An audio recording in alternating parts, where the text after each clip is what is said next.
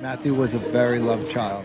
He was an 18-year-old American boy like everybody else in this country. Normal boy. When he was born, just the cutest little baby with big brown eyes. He was a handsome little boy, and he was very happy all the time. He was such a free spirit. He was so happy all the time, and he had a smile to die for. I remember Matt's smile, boy, I'll tell you something. He was a charmer.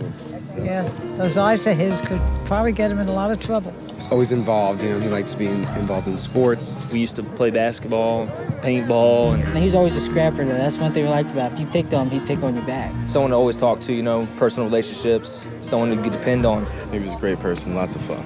I miss him. I miss him every day of my life.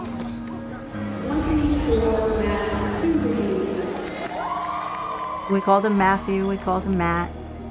The kids, the girls a lot called him Matty, you know, but he was my Matt.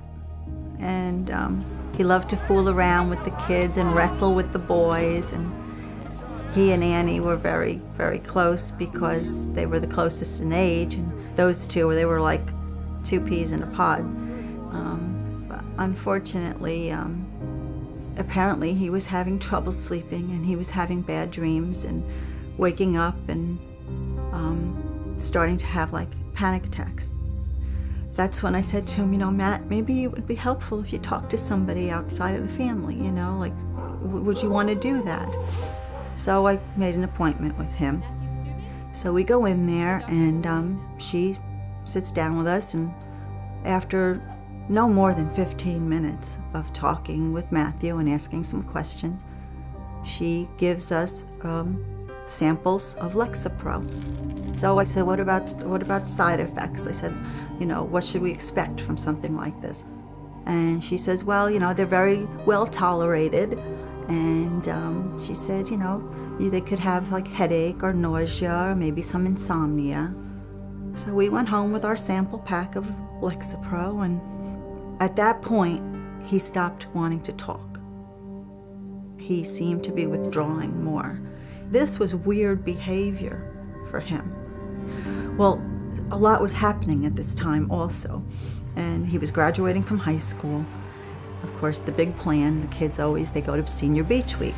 He didn't want to go. He wanted to go visit his brother. And off he went.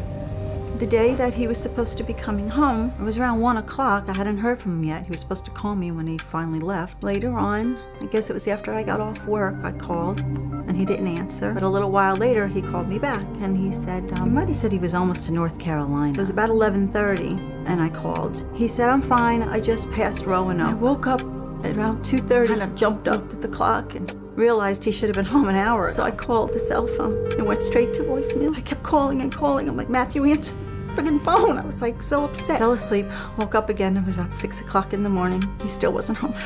I didn't know what to do. I started getting ready for work. Went to work. I could hardly function. I went, told my boss I have to go home. Get in the door, phone's ringing.